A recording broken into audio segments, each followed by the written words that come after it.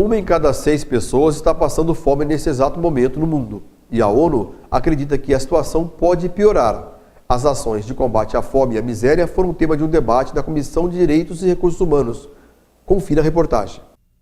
1 bilhão de pessoas passam fome no mundo, segundo a Organização das Nações Unidas. Isso significa que 1 em cada 6 habitantes do planeta não tem comida em quantidade e qualidade suficientes. Na audiência pública da Comissão de Direitos Humanos, Helder Muteia ressaltou que a meta estabelecida entre os objetivos do milênio de reduzir esse número pela metade até 2015 está longe de ser alcançada e alertou que a fome pode aumentar. Temos não apenas a crise de produção de cereais na Europa, particularmente na Rússia, o trigo, porque o trigo e o milho são indicadores da situação alimentar. As chuvas vão ser tardias nos Estados Unidos da América e isso vai prejudicar a safra do milho. E temos a crise no Médio Oriente que está complicando o preço do petróleo, que também é um fator para a crise, e agora também a grande crise no Japão, que de alguma forma vai ser um fator complicador. Para o ministro de Ações Internacionais de Combate à Fome do Ministério das Relações Exteriores, Milton Rondó, o problema não é a falta de alimentos, mas a dificuldade de acesso. E anunciou que o Itamaraty está propondo a criação de um observatório nacional sobre preços de alimentos. Eu tive a reunião com a Conab e aí o representante da Conab disse, não, porque nós estamos intervindo no mercado de feijão, nós estamos comprando porque o feijão está abaixo do preço mínimo. Eu falei, como? Um abraço. Eu assisto televisão todo dia, eu estou vendo as donas de casa reclamando que estão pelo preço do feijão. Eu disse, não, mas para o produtor não. Para o produtor ele está abaixo. Ou seja, para o consumidor ele está muito acima do preço em que devia estar e para o produtor está muito abaixo. Então, como é que a gente entende isso? A gente precisa entender isso. O representante da Presidência da República, Selvino Reck, falou sobre o Plano Nacional de Erradicação da Pobreza Extrema, que está sendo elaborado pelo governo. Segundo ele, o plano terá como eixos principais a ampliação do Bolsa Família, melhora do acesso aos serviços públicos e a inclusão produtiva, ou seja, ações para gerar emprego e renda. Ulisses Riedel, da ONG União Planetária, propôs uma mobilização nacional para acabar com a miséria no Brasil e entregou à comissão um anteprojeto de iniciativa popular que sugere a criação de uma autoridade pública para promover a inclusão social, nos moldes da recém-criada Autoridade Pública Olímpica. Se não houver um esforço específico, como houve aquele esforço para se constituir Brasília, nós não terminaremos esse mandato com a erradicação da miséria, mas é possível fazê-lo. O debate foi excelente. O resultado concreto, primeiro, de nós participarmos de um observatório proposto pelo Ministério das Relações Exteriores sobre a questão da política de combate à fome. Segundo, por sugestão do senador Pedro Simon, ele acha tão interessante a política de combate à fome, a gente marcar uma audiência em nome da Comissão de Direitos Humanos e da Subcomissão de Combate à Fome, que é coordenada pelo senador Wellington, com a própria Presidenta da República, para mostrar a disposição do Senado para colaborar como forma de termos, inclusive, legislação mais aprimoradas que colaborem para combater a fome e a miséria.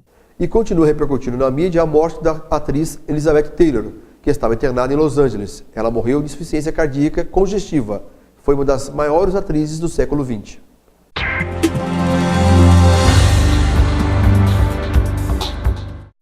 O governo envia ao Congresso, ainda este semestre, um novo projeto para regulamentar a exploração do petróleo da camada do pré-sal. Confira a reportagem. Um tema polêmico voltará a ser debatido no Senado. A divisão dos royalties do pré-sal, uma compensação aos estados produtores. Em dezembro do ano passado, o então presidente Lula vetou 2 emendas relacionadas ao pré-sal. A primeira delas dizia respeito à distribuição de royalties e determinava que eles deveriam ser distribuídos para todos os estados e municípios brasileiros, seguindo o critério dos fundos de participação. As perdas dos estados produtores teriam que ser ressarcidas pela União.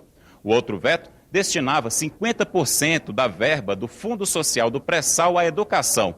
Os 2 vetos ainda não foram analisados no Congresso Nacional. Mesmo assim, o ministro de Minas e Energia do governo Dilma Rousseff já disse que deve ser encaminhado novamente um projeto sobre a distribuição de royalties do pré-sal. Pela proposta do governo, os estados considerados produtores ficariam com a maior parte dos recursos do pré-sal. Parlamentares que representam os demais estados defendem uma divisão menos concentrada dos royalties. É óbvio que nós temos o entendimento de que o repasse dos recursos para essas unidades da federação, para os estados e esses municípios, tem que ser um pouco maior, até porque eles sofrem o impacto direto dessa atividade econômica. Entretanto, não pode ser como acontece hoje, que é quase que exclusivamente para eles os recursos. A senadora Ana Rita representa o Espírito Santo, um dos estados com grandes jazidas petrolíferas. Ela afirma que qualquer corte de recursos nos royalties do petróleo traria prejuízo para a população. O estado do Espírito Santo, assim como o estado do Rio de Janeiro, que são estados produtores, eles dependem muito desta arrecadação. Então, o impacto sobre a economia é muito grande e isso, com certeza, vai influenciar em muito na vida da nossa população, particularmente na qualidade de vida do nosso povo. Antes de chegar ao plenário, o projeto que distribui os royalties do pré-sal deve passar pela Comissão de Assuntos Econômicos do Senado. O presidente da CAI acredita que a proposta deve gerar muitas discussões. Um debate agora dentro de novas condições, porque o projeto que foi aprovado anteriormente ele é inconstitucional.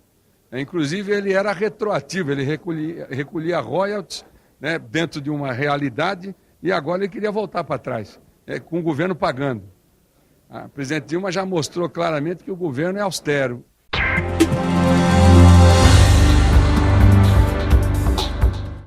Hora de conferir a previsão do tempo em toda a região do Vale do Paraíba.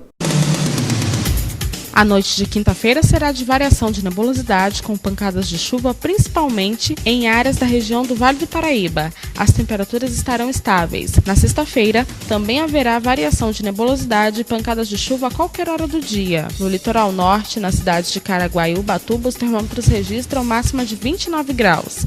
Já em São José dos Campos, mínima de 19 e máxima de 28. Em Pindamonhangaba, Taubaté e também na cidade de Roseira, a máxima chega aos 29. Já em Guaratinguetá e Aparecida, os termômetros registram mínima de 19 e máxima de 28 graus. Vamos a um breve intervalo e você confere agora imagens da rodovia Presidente Dutra no estado de São Paulo.